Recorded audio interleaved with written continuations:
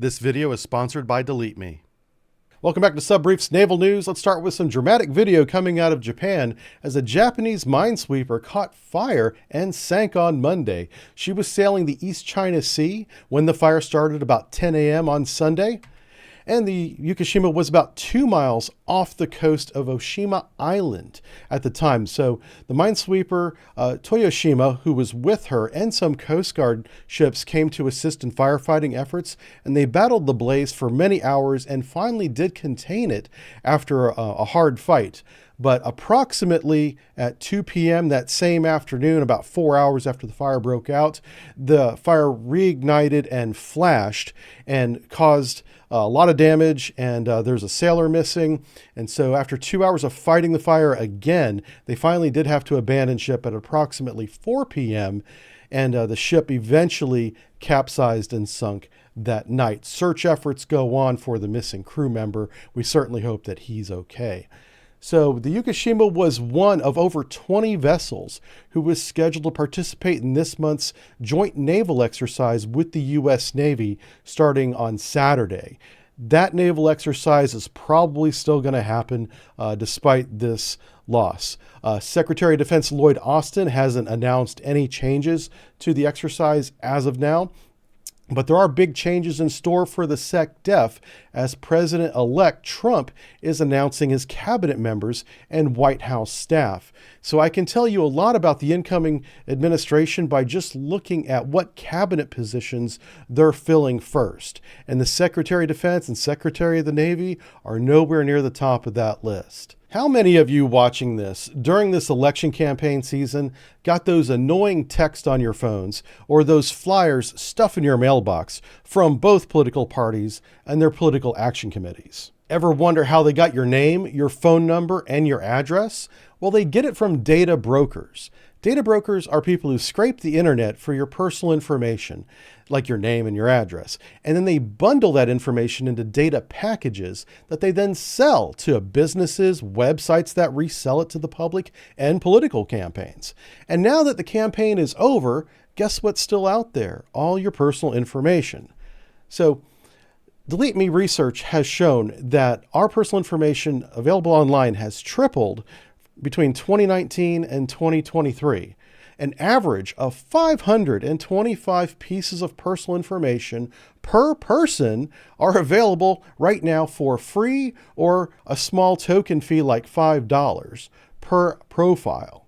That's available right now. I can't even think of 500 interesting things about me that people would want. And that's just the average. Some people have more than that. This is why you need Delete Me. Delete Me is a hands-free service that removes your personal information from websites year-round. I've used Delete Me for a year now, and I've watched the progress that's been made month over month with these personalized reports. When you use my link at joindeleteme.com/subbrief20, you will get a personalized report just like mine within 7 days. You'll also be shocked at how much of your information is out there and being sold online. Protect yourself. Remove your personal identifiable information from the web at joindeleteme.com/subbrief20, or just use the link in the description to save 20% off. Let's head on over to New York City, where the USS John Basilone DDG-122 is joining the fleet this week. This Arleigh Burke destroyer, named after a heroic World War II Marine who earned the Medal of Honor for fighting in Guadalcanal. And let me tell you a little bit about Gunnery Sergeant Basilone.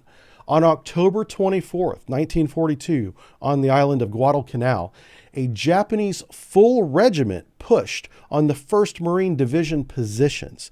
Now, a Japanese regiment back then had approximately 4,000 men in it, and that's 3 rifle companies, a heavy rifle company, an anti-tank company with 75mm artillery support and mortar support. It's a lot of units coming at them. They were greatly outnumbered, and the Marines suffered horrific heavy casualties, and they were at risk of being overrun. So John ferried ammo to positions to keep those machine gunners firing at wave after wave of Japanese coming after them. And then eventually he had to resort to picking up the machine gun himself and firing from the hip without a handguard protector, scarring his hand as he fired belt after belt of ammunition into waves of incoming Japanese. His actions on Guadalcanal that night led to the U.S. Marine Corps holding that position, and he was awarded the Medal of Honor for his actions. And the Japanese attack was eventually repulsed. Now, let me tell you why his name is worthy of being on board this Arleigh Burke class destroyer. This thing is a weapons warehouse, a powerhouse of offensive capability, from Tomahawk missiles to surface-to-air missiles to ASROC missiles, which are rocket-propelled torpedoes. From stem to stern, we have guns, knives, sharp sticks on this weapon, and I'm going to break down a couple of them for you here. Let's start with the Standard 2 missile. This missile is capable of destroying 5th generation fighters and sea-skimming cruise missiles out to a range of approximately 200 nautical miles. The Standard Missile 3 is our kinetic kill vehicle that destroys ballistic missiles in flight out to about 1,200 kilometers. And it's just one of two. The other one is the Standard Missile 6. That combines the Standard 2 missile rocket motor with the Air Force's AIM-120 Charlie 7 active radar seeker head. So you could, if you wanted to, fire and forget this weapon for 200 miles before it hits its target. This is truly an amazing weapon that can also do ballistic intercept. On a budget, well, we got some old school naval artillery on board this ship as well. This 5-inch gun can rain down fire at 36 kilometers. And as an American, I have no idea what a kilometer is, but the Chinese do, and they're the ones that need to know. 36 kilometers, you're going to be getting shelled. And it can also shoot a special airburst target, round for drone targets. Speaking of drone warfare, we have multiple Mark 38 remotely operated machine gun positions on this ship. These can track and kill surface drones as well as aerial drones out to a range in excess of 1 nautical mile. The CRAM. The CRAM Point Defense Missile System has 21 missiles on it, and if anything gets within 12 kilometers, this thing can engage it. But that's highly unlikely to happen. We just keep this thing around because we like its looks. It's cute. It looks like R2-D2. It's great at parties. The RUM-139 vertically launched anti-submarine warfare torpedo is launched in this method because we like to sink submarines with style. It has a 16-kilometer range and will raid down a Mark 46 torpedo on your submarine anywhere within inside that circle.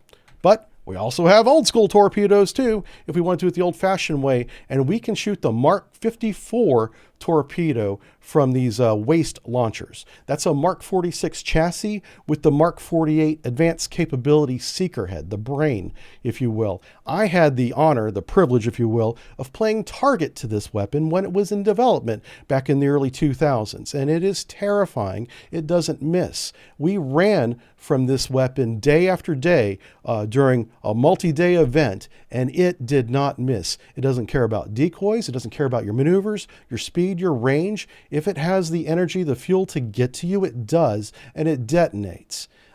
I'm still going to therapy over this one. And what's connecting all these weapons together? That is the Aegis combat system that uses the most advanced radar at sea today. That's the Spy 6 radar. The same radar we're putting on our aircraft carriers are on these destroyers now. This is the Flight 2 Alpha specifically destroyer. The Flight 3 also has this as well.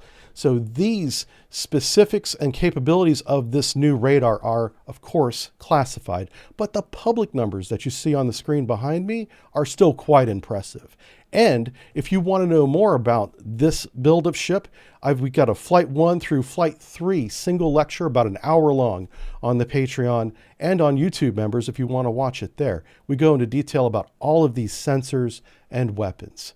And that is why this ship is worthy of having Gunnery Sergeant John Basilone's name on board.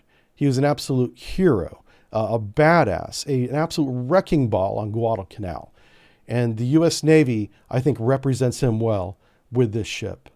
The ship can fight, and so could he.